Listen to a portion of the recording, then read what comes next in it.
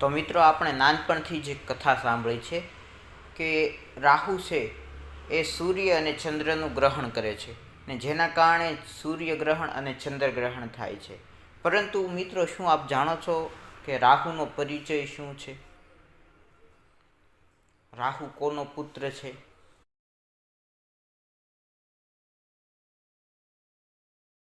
તો નમસ્કાર મિત્રો, હું યશ નિમ્બાર્ક આપ સૌનું સ્વાગત કરું છું અમારી યુટ્યુબ ચેનલ યશ નિમ્બાર્કમાં. મિત્રો, હું અમારી ચેનલ ઉપર આવા જ સનાતન ધર્મને લગતા પ્રશ્નોના વિડીયો લાવતો રહું છું અને અન્ય પણ ઘણા પ્રકારના વિડીયો લાવતો રહું છું.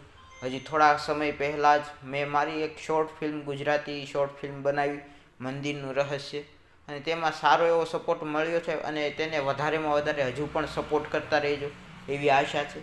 અને મિત્રો, જો આપ અમારી ચેનલ ઉપર નવા હો તો અમારી ચેનલને સબસ્ક્રાઈબ કરો અને બેલ આઇકનને ઓલ ઉપર સેટ કરો, જેથી આપને આવનારા હરેક વિડીયોના નોટિફિકેશન મળતા રહે.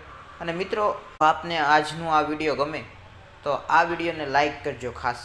તો મિત્રો, આજના આપણા વિડીયોમાં આપણે વાત કરવા જઈ રહ્યા છીએ રાહુની, કે રાહુનો પરિચય શું છે, રાહુ કોનો પુત્ર છે, તેને કેટલા ભાઈઓ છે, શું છે તેનો ઇતિહાસ, એ આપણે આજના વિડીયોમાં જોઈશું.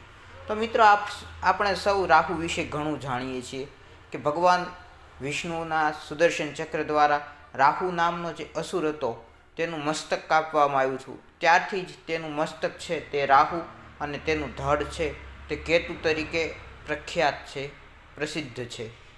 પણ મિત્રો, આ રાહુની વિશે ઘણી એવી માહિતી છે કે આજે પણ ઘણા લોકોને જે મોટા ભાગની માહિતી ખબર નથી હોતી. સૌપ્રથમ શરૂઆત આપણા વિડીયોની કરીએ રાહુના મંત્રથી. કારણ કે આપણે ત્યાં ગમે ત્યાં હોમ હવન હોય છે તો ત્યાં ખાસ કરીને નવગ્રહના જે હવન થાય છે, નવગ્રહનો યજ્ઞ જે થાય છે, તેમાં રાહુનું સ્થાન પણ છે અને તેનું મહત્ત્વ પણ છે. તો તેની સાથે રાહુનો મંત્ર પણ છે. અને મિત્રો, એ મંત્ર છે અર્ધકાર્ય મહાવીર્ય ચંદ્રાદિત્યા વિમર્ધનમ સિંહિકા ગર્ભ સંભૂતમ તમ રાહુમ પ્રણમામ્યહમ. અને મિત્રો, આ મંત્રમાં આપણે જોઈએ છીએ કે બીજી પંક્તિમાં પ્રથમ શબ્દ છે એ છે સિંહિકા ગર્ભ સંભૂતમ, કે સિંહિકાના ગર્ભમાંથી જેની સંભૂતિ છે, જેનો જન્મ છે. તો સિંહિકા કોણ હતી? તો મિત્રો, સિંહિકા વિશે આપણા શાસ્ત્રોમાં બે પ્રકારની કથાઓ ચાલી આવે છે.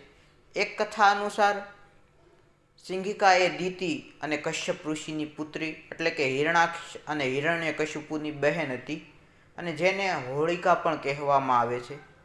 અને એક માન્યતા એવી પણ છે કે સિંહિકા જે છે તે હિરણ્યકશિપુની પુત્રી અને પ્રહલાદની બહેન હતી. તો આ બે મત મૂકવામાં આવે છે સિંહિકાની વિશે. અને મિત્રો, સિંહિકાના વિવાહ વિપ્રચિત્ત નામના અસુર સાથે થયા હતા. અને વિપ્રચિત્ત અને સિંહિકા આ બંનેના 101 સંતાન હતા.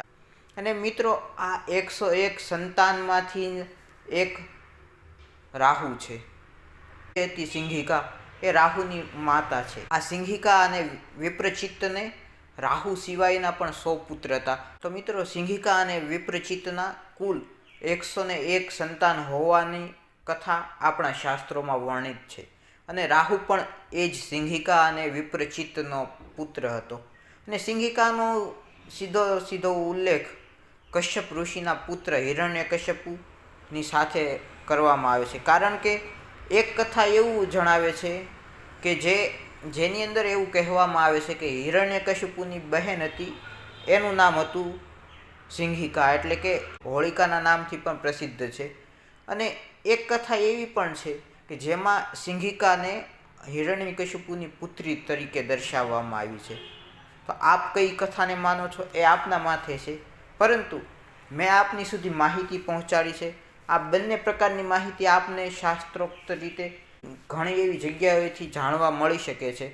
તો આપ પોતાની રીતે પણ સંશોધન કરી શકો છો આ બાબતે.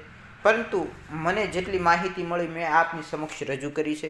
જો આપને અમારું આ વિડીયો ગમે તો મારા વિડીયોને લાઇક કરજો અને વધારેમાં વધારે શેર કરજો, જેથી આપના મિત્રો અને પરિવારજનો પણ આ વિશે જાણી શકે. તો તે સૌને પણ મોકલજો.